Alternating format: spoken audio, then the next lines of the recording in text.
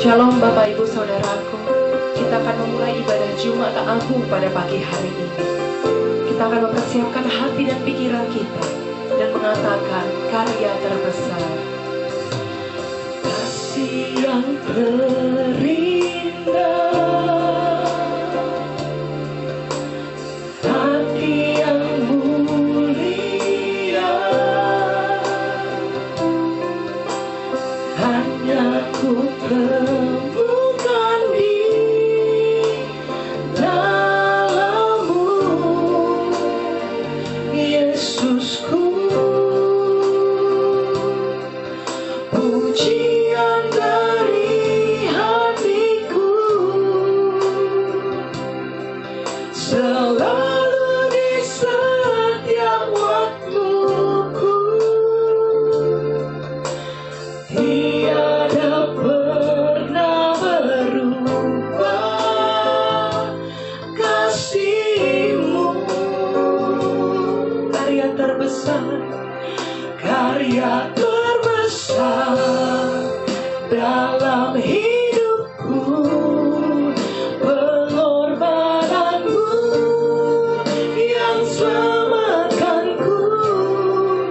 Engkaulah harta yang tak ternilai, yang ku miliki dan ku hargai. Yesus, Engkau ku kagumi.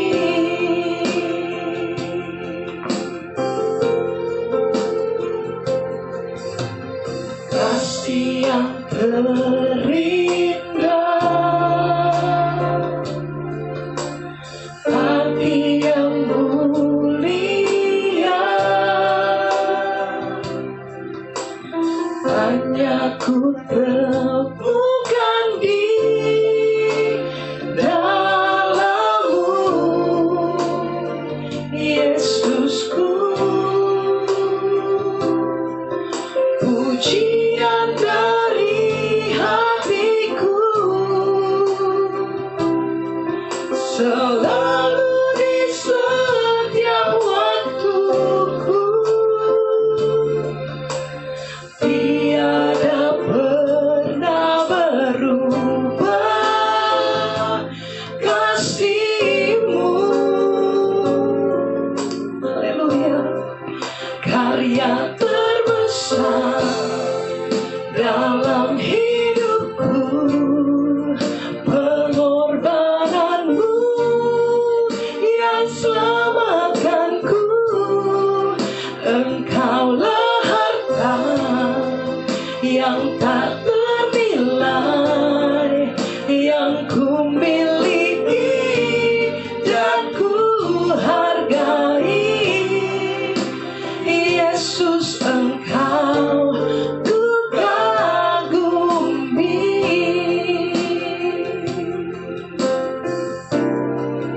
Karya terbesar dalam hidupku, pengorbananmu yang selamatkanku. Engkaulah harta yang tak ternilai, yang ku miliki dan ku hargai. Yesus, Engkau ku kagumi.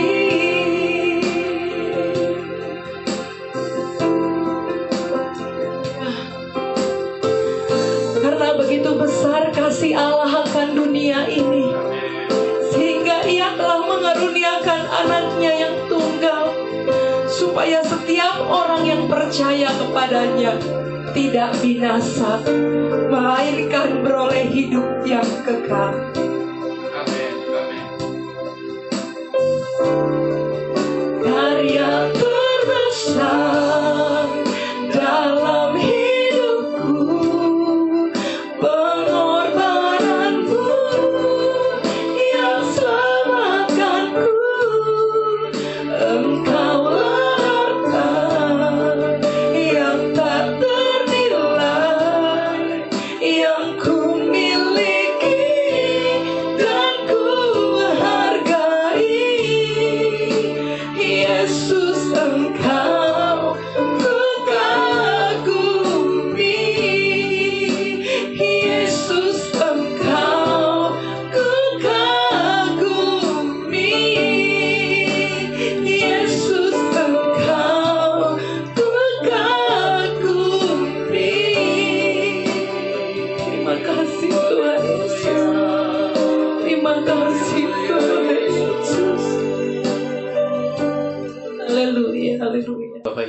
terkasih di dalam Tuhan Yesus Kristus, sebelum kita mendengarkan kebenaran firman Tuhan pada hari ini, mari kita berdoa bersama-sama. Bapa di surga, Bapa dalam nama Yesus, kami mau mendengarkan kebenaran firman-Mu yang memberikan kekuatan bagi setiap kami. Firman-Mu yang akan membuat kami mengerti akan kasih-Mu dalam hidup kami, khususnya dalam kami memperingati Jumat Agung ini ya Bapa. Bapa, berkati setiap kami, urapi kami, dan biar kiranya Roh Kudus Tuhan memampukan kami dapat menerima dan melakukan kebenaran firman-Mu, sehingga Engkau Tuhan dipermuliakan dalam hidup kami. Terima kasih Tuhan, Engkau ditinggikan, diagungkan lewat kebenaran firman ini, dan hamba-Mu direndah-rendahkan. Terpujilah nama-Mu ya Bapa, demi dan hanya di dalam nama anak-Mu, Yesus Kristus Tuhan kami yang hidup. Kami buka hati kami untuk firman Tuhan. Amin. Shalom Bapak Ibu yang terkasih dalam Tuhan. Kita akan bersama-sama melihat kebenaran firman Tuhan pada pagi hari ini dari Injil Markus pasal yang ke-15 ayat 20b sampai 23. Injil Markus pasal 15 ayat 20b sampai 23. Saya akan membacakannya bagi Bapak Ibu sekalian. Demikian firman Tuhan. Kemudian Yesus dibawa keluar untuk disalibkan. Pada waktu itu lewat seorang yang bernama Simon orang Kirene, ayah Alexander dan Rufus, yang baru datang dari luar kota. Dan orang itu mereka paksa untuk memikul salib Yesus. Mereka membawa Yesus ke tempat yang bernama Golgota, yang berarti tempat tengkorak. Lalu mereka memberi anggur bercampur mur kepadanya, tetapi ia menolaknya. Bapak Ibu yang terkasih di dalam Tuhan, setiap tahun semua orang percaya di seluruh dunia mengingat tentang pengorbanan Yesus di atas kayu salib. Semua orang di dunia, seringkali Bapak Ibu, di setiap tahun mereka meluangkan waktu untuk mengingat akan pengorbanan Tuhan. Kita mengenal momen tersebut sebagai Paskah atau Passover di dalam bahasa Inggris.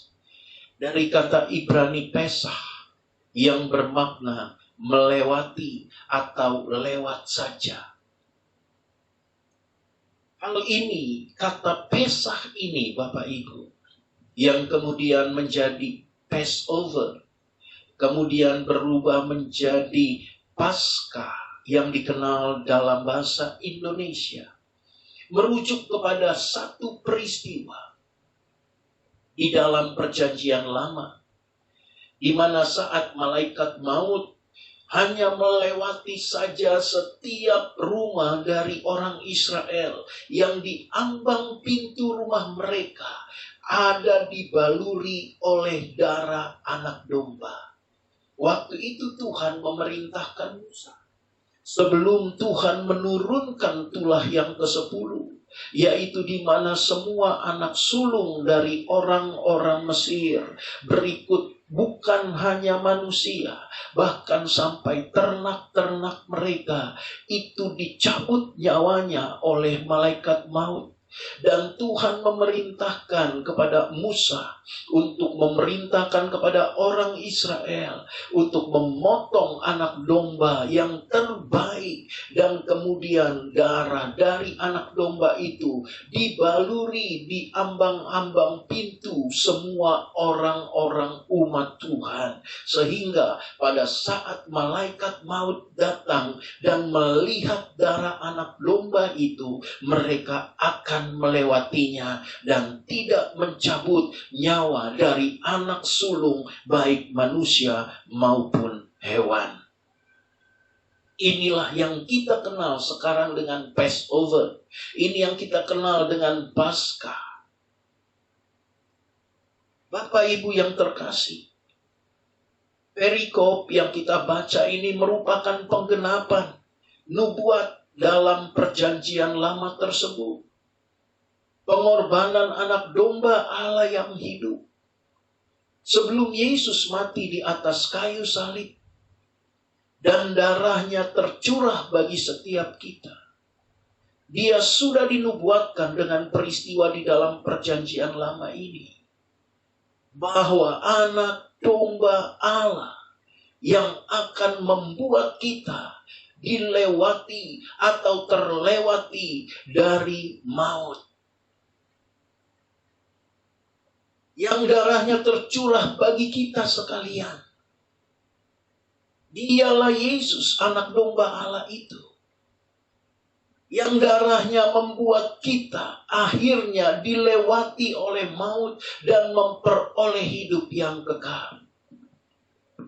Luar biasa Bapak Ibu.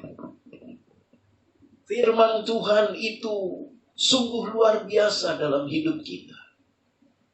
Asalkan kita mau memahami dengan baik, kita akan terkagum-kagum oleh kebenaran firman Tuhan. Bagi setiap orang yang percaya, seharusnya tidak boleh lagi ada keraguan akan cinta kasih Tuhan dalam hidup kita.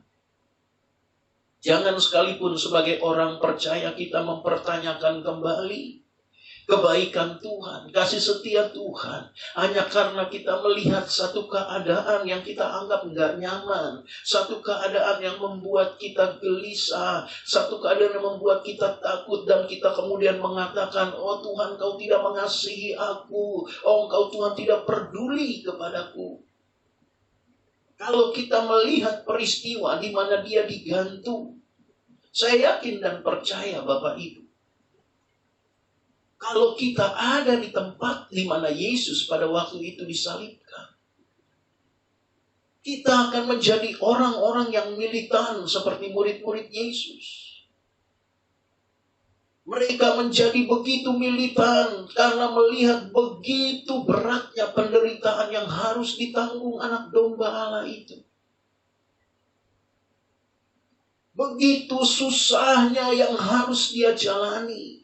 Penghinaan, cercaan, makian, pengkhianatan menjadi satu yang membuat hati dan pikiran Yesus pada waktu itu mungkin sudah tidak bisa lagi kita katakan bagaimana keadaannya. Jadi, mari jangan ragukan kasih Tuhan.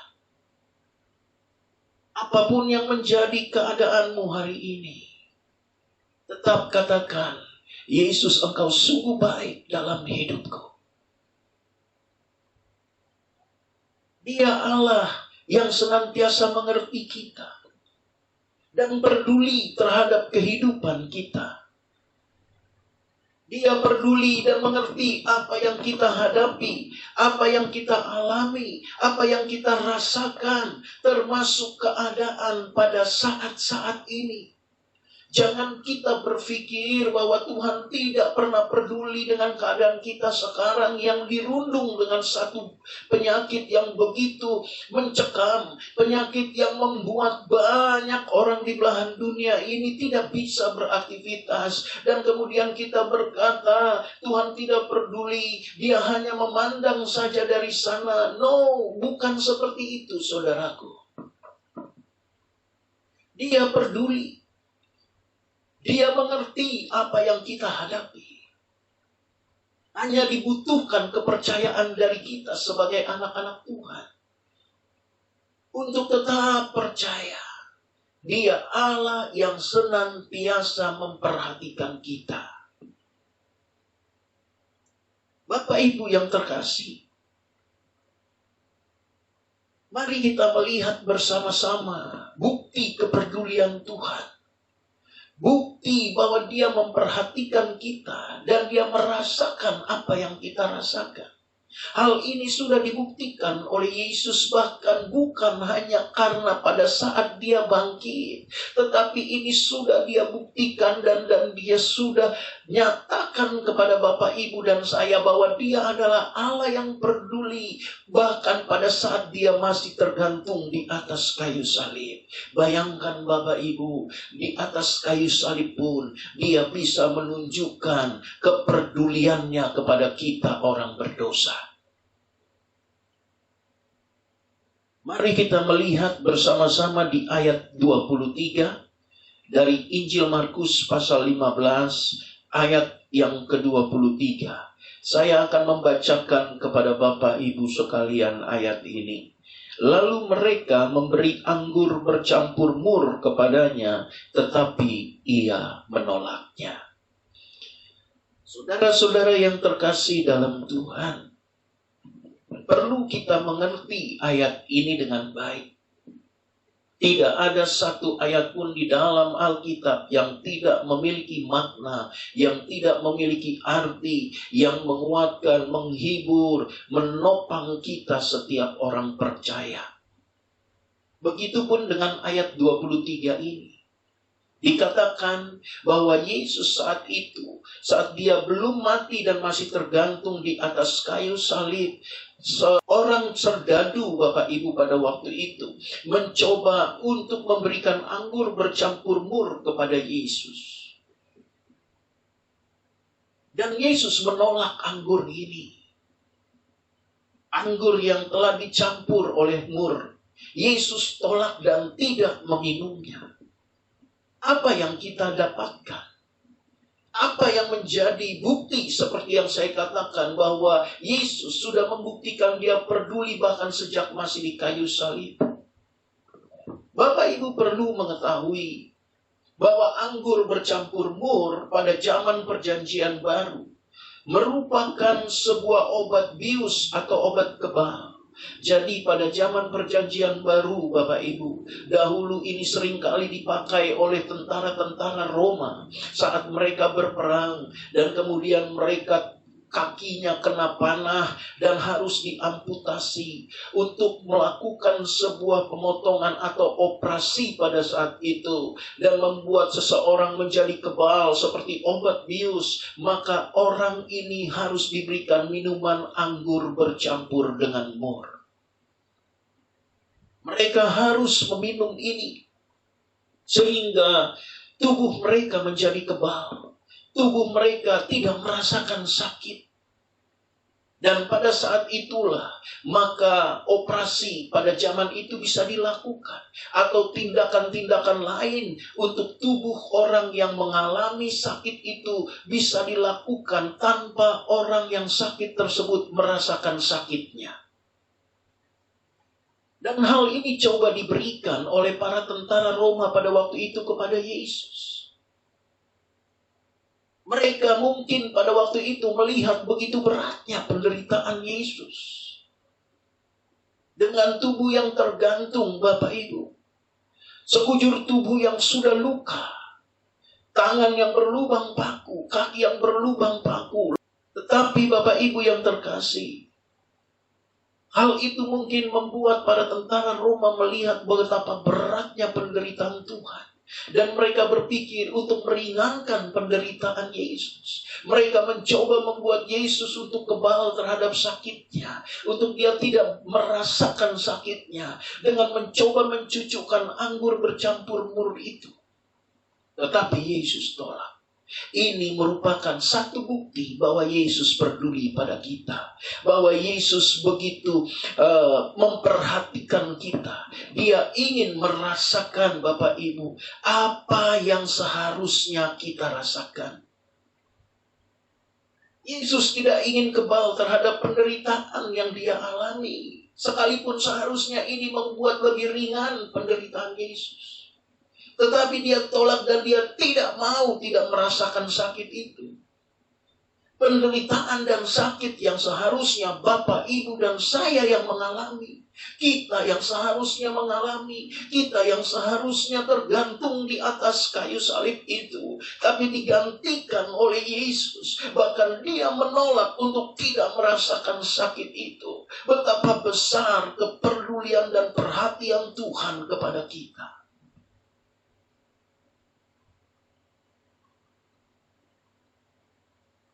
Kalau Yesus mau merasakan penderitaan yang seharusnya Bapak, Ibu, dan saya alami, itu karena Dia Allah yang peduli pada kita. Jadi, apa yang kita khawatirkan atau takuti lagi? Jika kita memiliki Tuhan yang turut merasakan penderitaan kita, apa yang perlu kita khawatirkan? Dia Allah yang mau turut merasakan apa yang kita rasakan. Dan itu sudah dikatakan juga di dalam firman-Nya. Bapak, Ibu yang terkasih, itu sebabnya tidak ada alasan bagi kita untuk meragukan apa kebaikan-kebaikan Tuhan. Tidak ada, Bapak, Ibu. Di dalam kitab Ibrani 4 ayat yang ke-15 dikatakan demikian. Sebab imam besar yang kita punya bukanlah imam besar yang tidak dapat turut merasakan kelemahan-kelemahan kita. Sebaliknya sama dengan kita, Ia telah dicobai hanya tidak berbuat dosa. Jadi Dia bukan Tuhan yang tidak merasakan apa yang kita rasakan. Dia bukan Allah yang tidak merasakan apa yang menjadi kelemahan kita. Karena Dia sudah buktikan apa yang seharusnya kita alami, Dia mau merasakannya. Ada 3 hal setidaknya yang saya catat.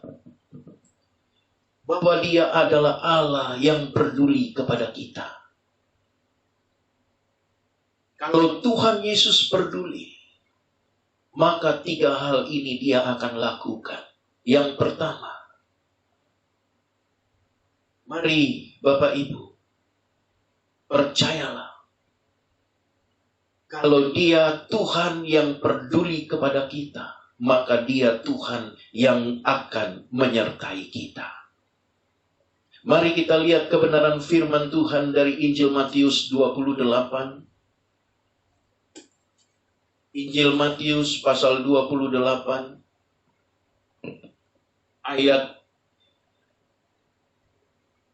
yang ke-20b. Injil Matius pasal 28 ayat yang 20b. Demikian firman Tuhan. Dan ketahuilah, Aku menyertai kamu senantiasa sampai kepada akhir zaman. Bapak Ibu yang terkasih dalam Tuhan, Dia Allah yang peduli. Dia juga Allah yang pasti menyertai Bapak, Ibu, dan saya. Jangan ragukan ini.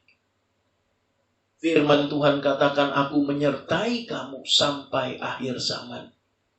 Sampai virus ini selesai. Bahkan sampai berbagai bencana, berbagai kesusahan selesai kita hadapi. Dia Tuhan yang tetap menyertai kita. Itu bukti bahwa Dia Tuhan yang peduli. Dia tidak akan pernah membiarkan Bapak, Ibu, dan saya berjalan sendiri. Kalau Bapak, Ibu, dan saya bisa sampai detik ini bersyukur, bahkan memperingati kembali akan pengorbanan Tuhan di atas kayu salib, itu bukan karena Bapak, Ibu, dan saya kuat. Itu bukan karena kita hebat. Itu bukan karena kebetulan, atau itu bukan karena kemujuran kita. Kita tidak terkena sakit. Tetapi itu karena Tuhan menyertai kita. Dia ada bersama kita, berjalan bersama dengan kita, menuntun kita, bahkan Dia puaskan kita dengan firman-Nya. Yang kedua, kalau Dia Tuhan Yesus sebagai Tuhan yang peduli, maka Dia pasti bertindak untuk kita. Mari kita lihat Mazmur 37 ayat yang kelima. Mazmur pasal 37 ayat yang kelima. Demikian firman Tuhan bagi kita sekalian. Serahkanlah hidupmu kepada Tuhan dan percayalah kepadanya, dan Dia akan bertindak. Bapak Ibu yang terkasih dalam Tuhan, Dia bukan Tuhan yang naik ke surga dan duduk ongkang-ongkang kaki dan hanya lihat nonton dari atas, hanya melihat anak-anaknya, dan kemudian Dia hanya berdiam diri, dan kemudian hanya seperti seseorang sedang menonton TV saja. Tidak demikian. Dia Tuhan yang sungguh-sungguh peduli. Maka Dia menyertai kita. Dan tidak hanya menyertai, Dia akan bertindak untuk kita. Jadi jangan pernah takut. Jangan pernah berpikir bahwa kita menghadapi segala apa yang kita alami ini sendirian. Jangan pernah berpikir bahwa tidak ada pertolongan. Pasti ada pertolongan. Bahkan pertolongan yang kita terima dan kita dapatkan adalah pertolongan yang datang dari atas, dari surga. Pertolongan yang tidak bisa ditahan dan dibatalkan oleh siapapun. Jadi Bapak Ibu, Dia pasti bertindak. Mengucap syukur saja. Menyembah, memuji Tuhan saja. Kita akan melihat dengan tepat waktunya Dia bertindak bagi kita. Firman Tuhan katakan, walau 1000 rebah di sisiku, Kau tetaplah Allah penolongku. Walau 10.000 rebah di kananku, takkan ku goyah, sebab Yesus sertaku. Dia beserta dengan kita. Dan Dia bertindak atas kedaulatannya. Dia akan bertindak di dalam kuasanya. Jadi hari ini, pegang firman Tuhan ini. Dia Allah yang peduli. Dia pasti menyertai. Dia pasti bertindak untuk kita. Yang terakhir, Bapak Ibu. Kalau Dia Tuhan yang peduli, maka Dia pasti menyatakan yang terbaik bagi Bapak, Ibu, dan saya. Sekali lagi, kalau Dia Tuhan yang peduli, Dia pasti menyatakan yang terbaik bagi kita. Amin. Kita lihat kebenaran firman Tuhan. Yeremia 29 ayat yang ke-11. Saya akan bacakan bagi Bapak Ibu satu ayat yang sudah populer tapi juga yang banyak kali dilupakan.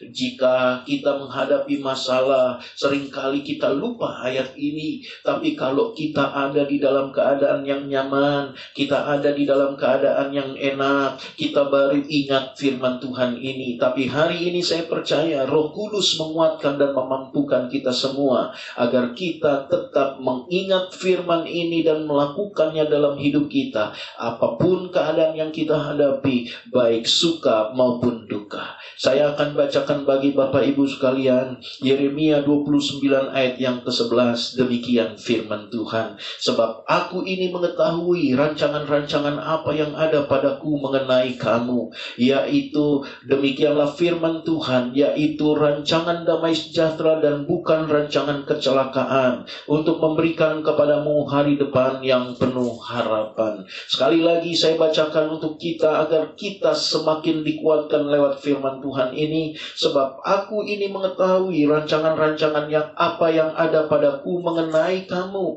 Demikianlah firman Tuhan, yaitu rancangan-rancangan damai sejahtera dan bukan rancangan kecelakaan, untuk memberikan kepadamu hari depan yang penuh harapan. Dengar dengan baik Bapak Ibu, Dia bukan yang merancangkan apa yang buruk dalam hidup kita. Dia Tuhan yang merancangkan damai sejahtera dan bukan rancangan kecelakaan, untuk memberikan hari depan yang penuh harapan.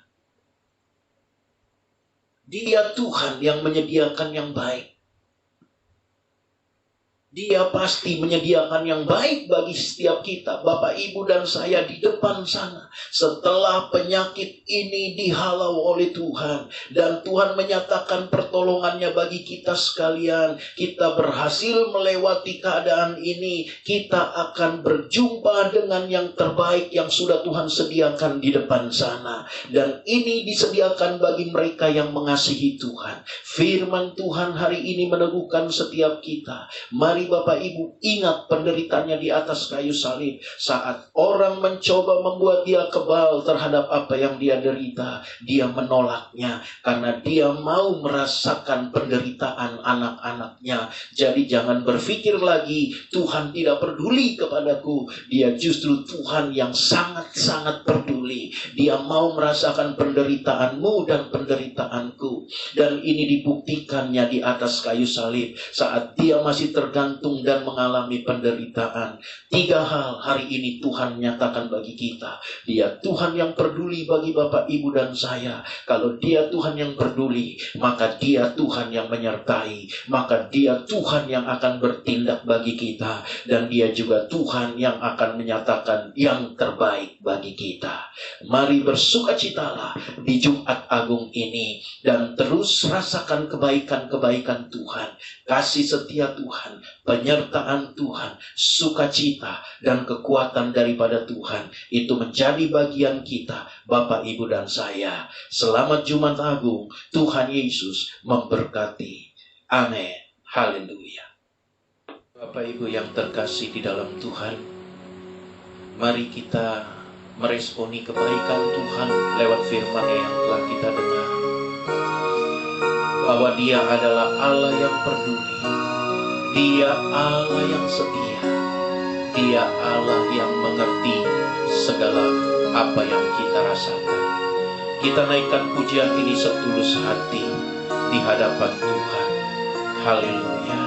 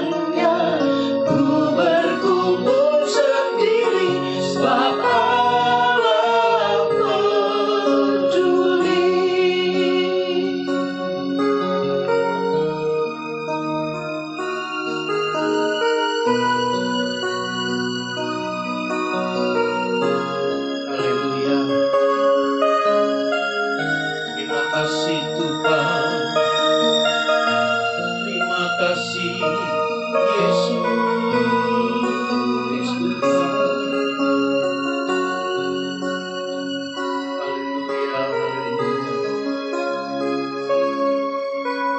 Banyak perkara yang tak dapat ku mengerti. Mengapakah harus terjadi di dalam kehidupan ini?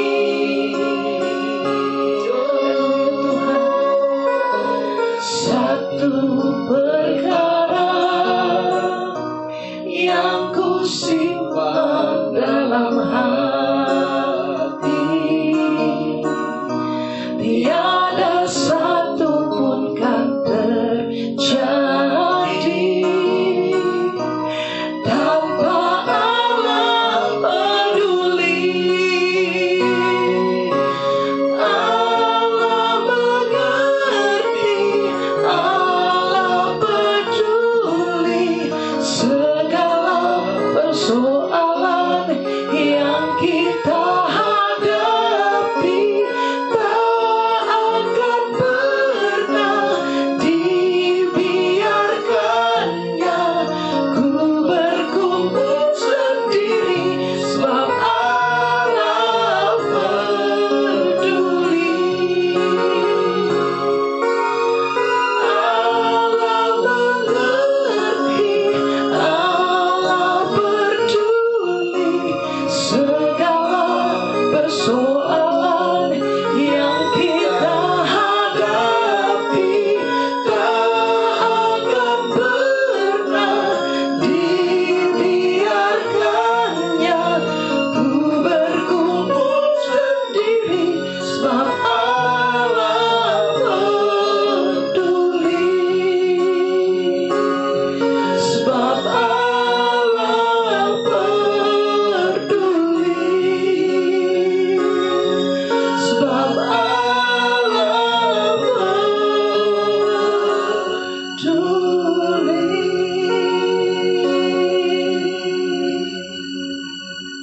Bapak Ibu yang terkasih di dalam Tuhan, kita akan meresponi firman Tuhan ini dan kita akan berdoa. Mari Bapak Ibu, kita berdoa. Kami bersyukur untuk kebenaran firman yang telah kami terima hari ini Tuhan. Mari Bapa, kami berdoa agar kiranya Roh Kudus-Mu menguatkan setiap kami, memampukan kami melakukan firman-Mu, khususnya dalam menyikapi Jumat Agung ini, agar kami semakin diteguhkan dan dikuatkan bahwa Engkau adalah Tuhan yang peduli, Tuhan yang sungguh-sungguh memperhatikan kami, Tuhan yang sungguh-sungguh merasakan kelemahan-kelemahan kami. Terima kasih Bapa, terus kuatkan dan mampukan kami mengasihi Engkau sampai Engkau datang kedua kali menjemput kami sekalian, dan tidak pernah meragukan kebaikan-Mu dan kasih-Mu dalam kehidupan kami. Terima kasih Bapa, kami bersyukur untuk segenap kebenaran firman yang sudah kami terima, dan kami kembalikan segala puji, hormat, kemuliaan hanya bagi Tuhan, bahwa Engkau adalah sungguh-sungguh Tuhan yang baik. Bahkan hari ini pun Engkau nyatakan kebaikan-Mu Tuhan bagi kami sekalian, dengan mencurahkan berkat-Mu menjadi bagian dalam kehidupan kami. Saudara-saudari yang terkasih dalam Tuhan Yesus Kristus, permata hati Tuhan, kekasih-kekasih Tuhan, mari hari ini arahkan hati dan pikiranmu kepada Tuhan, dan dengan iman terimalah segala berkat dan rahmat dari Allah Bapa di surga, cinta kasih daripada Tuhan kita Yesus Kristus, penghiburan kekuatan daripada Allah Roh Kudus turun dalam kehidupan kita, menjadikan kita pribadi yang kuat di dalam Tuhan, setia kepada Tuhan hari ini, esok, sampai Maranatha Yesus datang kedua kali menjemput kita sekalian. Haleluya. Amin. Tuhan Yesus memberkati.